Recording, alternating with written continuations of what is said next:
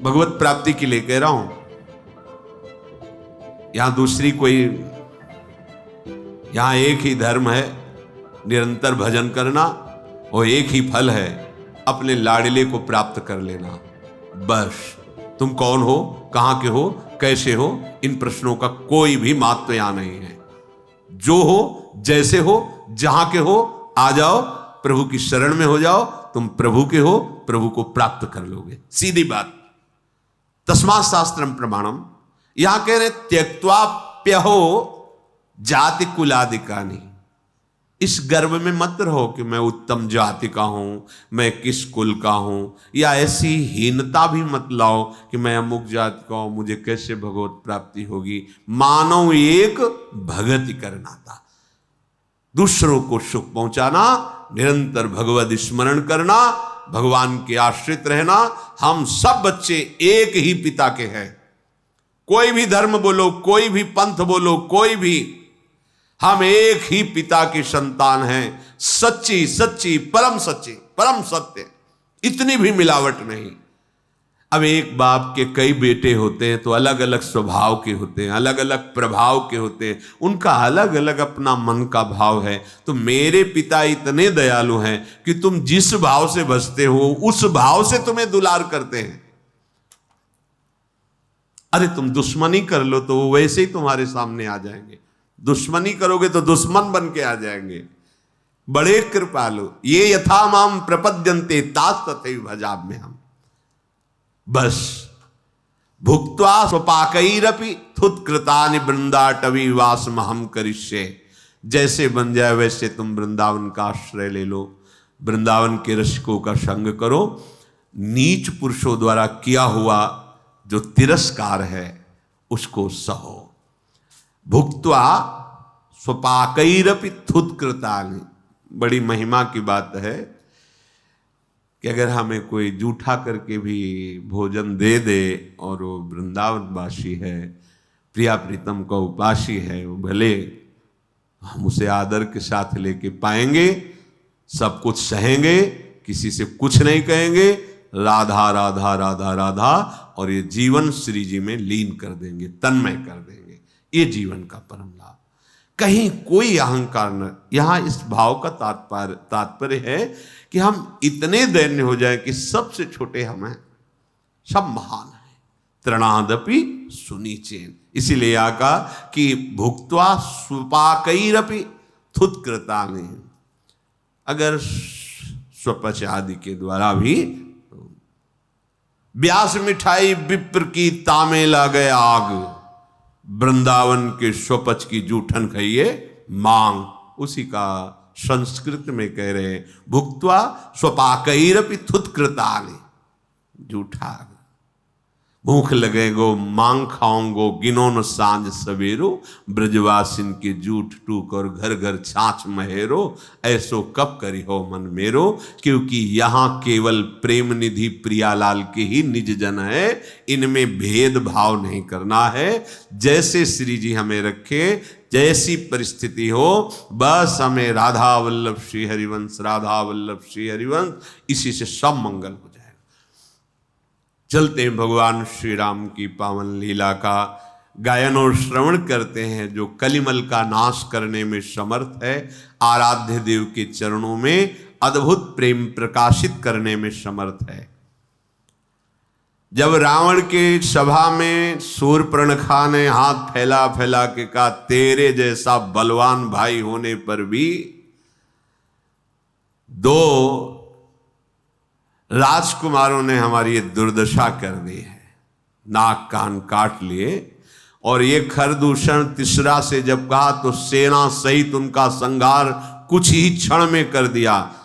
तू केवल मदिरापान करता महल में पड़ा सो रहा है, तुझे पता नहीं इतना बड़ा शत्रु तेरे सिर पर खड़ा है। जो ही ये सुना कि खरदूषण तीसरा मारा गया सेना सहित, उसने विचार किया कि त्रिभुवन में कोई ऐसा नहीं जो मुझसे भयभीत ना होता हो। सुरनर असुर नाग खग माही, मोरे अनुचर कहां को नहीं। कौन मेरा सेवक नहीं है। पर खरदूषण मोहिशम बलवंता, मार सके को बिनु भगवंता, बिना भगवान के खरदूषण तीसरा को मार कैसे डाला। इसका मतलब सुर रंजन भंजन मही भारा, जो भगवंत लीन अवतारा, तो मैं जाई बैरुहठि करऊं, प्रभु सर प्राण तजे भव तरऊं। यदि भक्तों को आनंद प्रदान करने वाले भगवान पृथ्वी का भार हरण करने के लिए प्रकट हुए हैं, तो मैं जाकर उनसे हठ पूर्वक बैर करूंगा और प्रभु के पवित्र बाणों से प्राण त्याग कर उनके परम धाम को जाऊंगा, क्योंकि मेरे से भजन तो होने वाला नहीं, क्योंकि मैं असुर स्वभाव का हूं। होई ही भजनु न तामस देहा, मन क्रम बचन मंत्र दृढ़ एहा। मैं ऐसा वैर ठानूंगा कि उनके चिंतन के सिवा मेरा और कोई चिंतन ही ना हो। मन से, कर्म से, वचन से वही चेष्टा करूंगा जिससे वो हमें मारें, और हमारा चिंतन केवल उन्हीं का हो। वैर भाव से आज से मैं दृढ़ उनका चिंतन करूंगा। और यदि वो भगवान नहीं है, कोई राजकुमार है, तो अभी उनकी स्त्री का अपहरण करूंगा और जबरदस्ती उनका वध करूंगा। ऐसा निश्चय किया रावण ने। शूर्पणखा से कहा, जा तो चिंता मत कर। रावण रथ पर आरूढ़ हुआ। ये रथ पुष्पक विमान है जो भगवान कुबेर जी को दिया गया था। धनाध्यक्ष जब हुए थे तो लंका उनकी राजधानी थी और पुष्पक विमान उनको सेवा में दिया गया था। ये सब छीन लिया रावण ने, बलात् जबरदस्ती से भगा दिया कुबेर जी को। बहुत बलशाली विमान पर आरूढ़ हुआ। इधर भगवान श्री राम लक्ष्मण जी से कहा कि जाओ वन से कुछ फूल देव आराधन के लिए और कुछ कंद और जड़ी बूटियां, फल आदि ये संग्रह करके लाओ। लक्ष्मण जी जो आज्ञा, ऐसा करके गए। इधर भगवान जानकी जी से बोले, अब कुछ दिव्य लीला करने का विचार हो रहा है। मैं जिसलिए अवतरित हुआ हूं, अब वो कार्य प्रारंभ कर रहा हूं। विशाल ऋषि का भक्षण करने वाले इन राक्षसों का नाश, धर्म का नाश करने वाले, भक्तों को त्रास देने वाले इन राक्षसों का नाश प्रारंभ करूंगा। तो तुम एक लीला करो, तुम अग्नि में वास करो तब तक, क्योंकि आज से लीला प्रारंभ होगी निश्चरों के विनाश की विशेष। सुनहु प्रिया व्रत रुचिर सुशीला, मैं कछु करब ललित नर लीला, तुम पावक महु करहु निवासा, जो लगी करो निशाचर नाशा। सियाजू ने भगवान श्री राम के इशारे को समझा और तत्काल अग्नि में लीन हो गई। जब सियाजू अग्नि में लीन हो रही थी, उन्हीं से एक माया में प्रतिबिंब सियाजू का भगवान श्री राम जी के समीप विराजमान हुआ। जब ही राम सब कहा बखानी, प्रभु पद धरि ही अनल समानी, निज प्रतिबिंब राखि तहाँ सीता, तैसे शील रूप सुविनीता। वैसे ही बिल्कुल जैसे सियाजू, ऐसे ही माया में सियाजू बनकर राम जी के समीप, और जो दिव्य सियाजू है वो अग्नि में प्रभु का चिंतन करते हुए लीन हो गई। लक्ष्मण जी को भेजा था कंदमूल, फल, जड़ी बूटियां, पुष्प आदि लाने के लिए। ये चरित्र कुछ लक्ष्मण जी को पता नहीं चला। लक्ष्मण हूं यह मरम न जाना, जो कछु चरित्र रचा भगवाना। अब रावण विचार किया कि कैसे अपहरण करूं उनकी स्त्री का। मारीच के पास गया। जे भी मारीच ने देखा कि रावण आया तो ये स्वार्थी है, बिना किसी कारण के तो आएगा नहीं, क्योंकि वो राजा है। राजपद ऐसा होता है कहीं भी, जैसे ऋषि मुनियों के भी आश्रमों में कोई राजा पहुंचे तो अर्घपाद्य आदि राजा को दिया जाता। राजा भले साष्टांग दंडवत हो अपनी, लेकिन राजपद भगवत स्वरूप माना जाता है, क्योंकि संपूर्ण प्रजा की वो सेवा करता है। सर झुकाया मारीच ने, रावण ने भी सर झुकाया। नीच का झुकना अर्थात जिसके हृदय में नीचता का भाव होता है, वो बड़ी मित्रता दिखाए, मीठे वचन बोले, प्रणाम करे तो सावधान हो जाना चाहिए। जैसे सिंह आदि जब शिकार पर हावी होना चाहते हैं तो ऐसे झुकते नजर आते, तो उनको मत समझो कि कमजोर होके झुक रहे, नहीं, वो अपने शिकार पर प्रहार करना चाहते।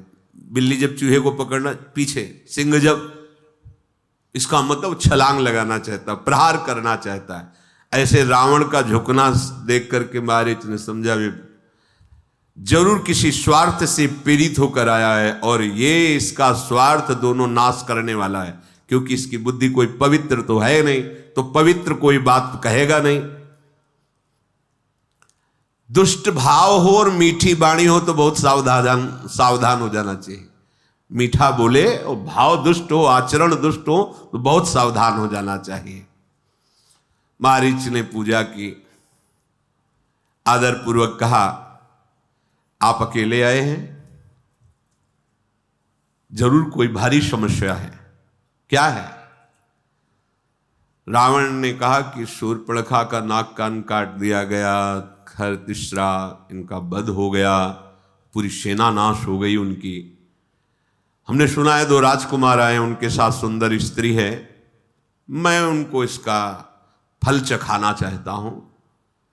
तुम कपट मृग बनो, ऐसे सुंदर बनो कि तुम्हें देखकर उस राजवधू का मन लुभा जाए और उनके पति को तुम दूर ले जाओ, मैं उसका अपहरण करूंगा। मारीच ने कहा, क्या तुम बोल रहे हो? जो आए हैं मुझे पता है वही आए जिनसे पहले मिल चुके हैं। विश्वामित्र जी की यज्ञ रक्षा करने के लिए गए थे, जब मैं यज्ञ विध्वंस करने गया तो बिना फण का बार मारा था, 100 योजन दूर गिरा था। आज तक हमारी वो भृंगी कीट की तरह स्थिति है, मैं भूल नहीं पा रहा उनका सारंग धनुष पर बाण संधान करना और 400 कोस दूर गिरना, 100 योजन 400 कोस। अरे वो ईश्वरों के भी ईश्वर हैं, तुम उनको छल कपट से ठगना चाहते हो? बिल्कुल बिल्कुल नहीं, ऐसा नहीं हो सकता। रावण ने कहा, तुम जान रहे हो जवाब किसको दे रहे हो?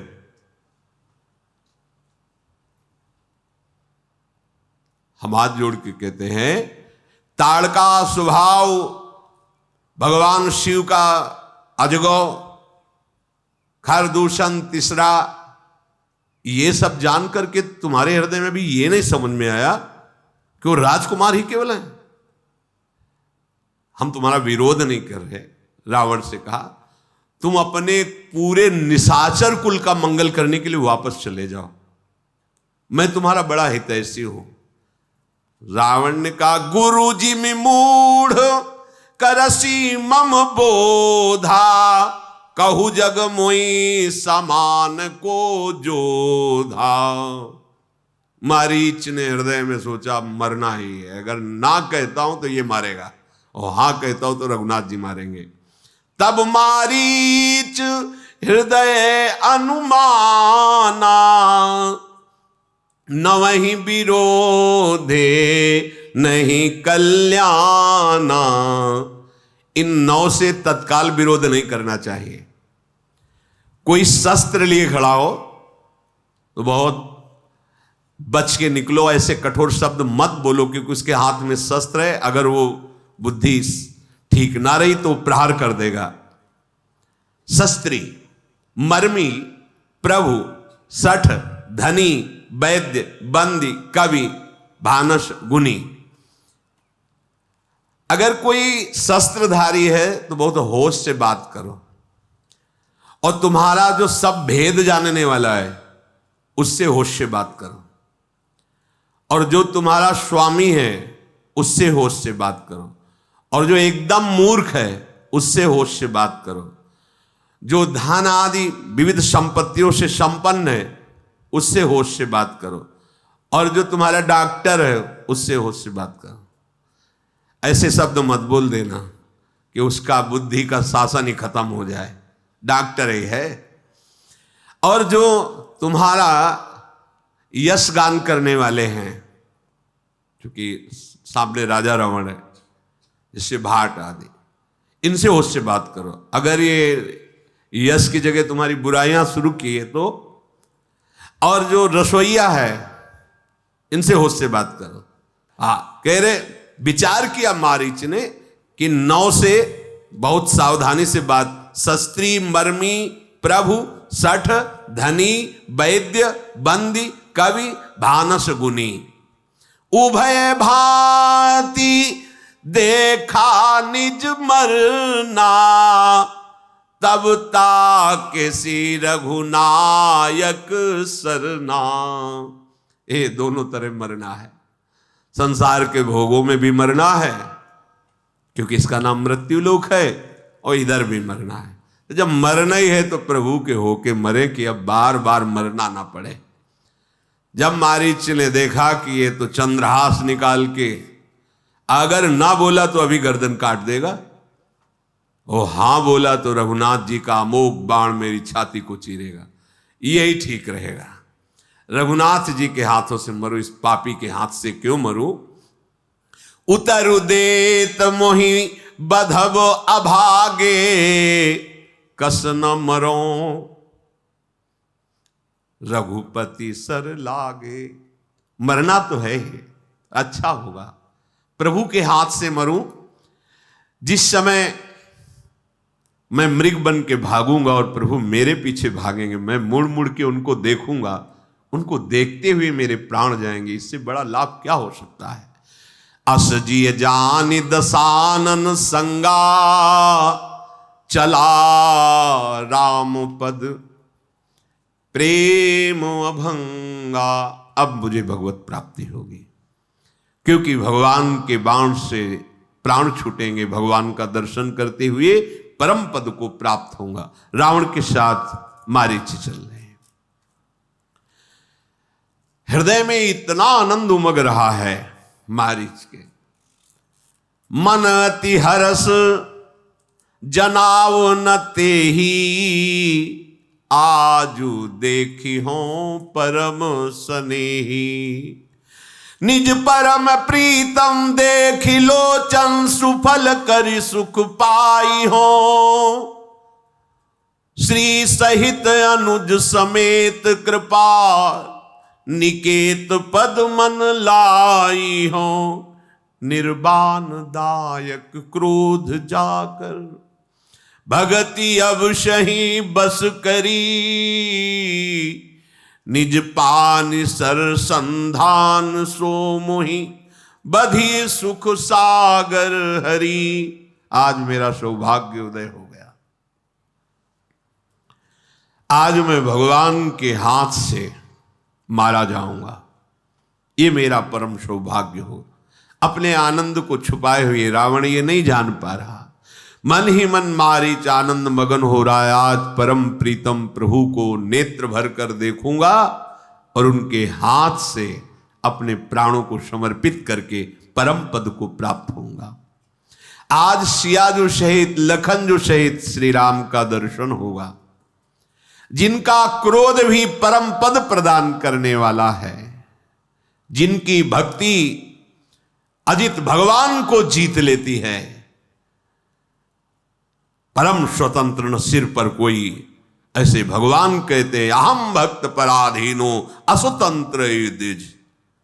निर्वाण दायक क्रोध जाकर भगति अवश्य बस करी, निज पान सर संधान सो मुई बधी सुख सागर हरि। आहा, आज मेरा सौभाग्योदय हुआ, ऐसे भगवान के हाथों से छूटे हुए बाण से मेरे प्राण निकलेंगे। मैं बार बार देखूंगा।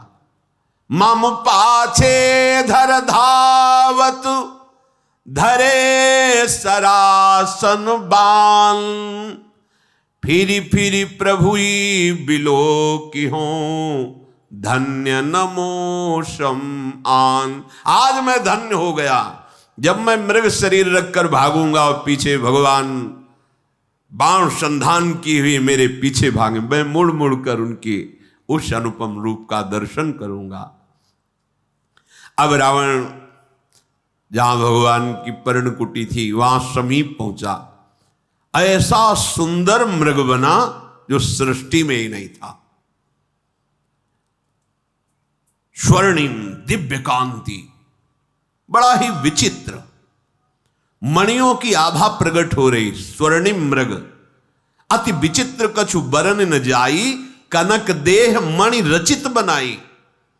और जीवित कोई खिलौना थोड़ी कि ऐसे स्वर्ण का मृग और मणियों से चलता फिरता मृग।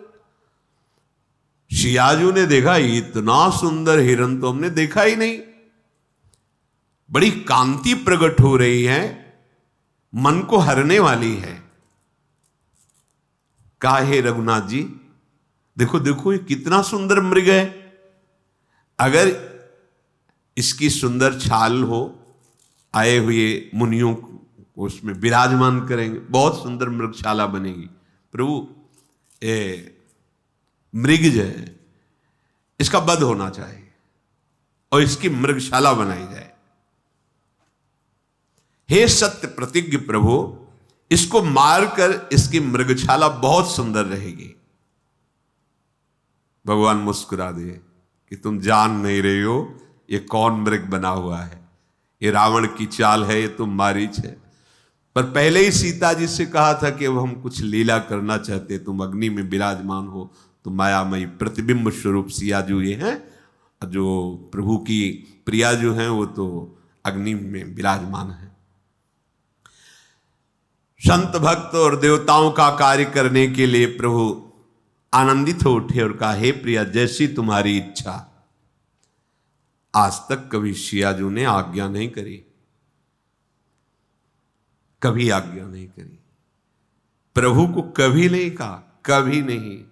आज कह रहे इसे मार के लाओ और इसका मृगशाला बनाई जाएगी जो बहुत काम आएगी। इतने प्रभु इसलिए प्रभु मुस्कुरा दिए क्योंकि अब लीला ही करनी है।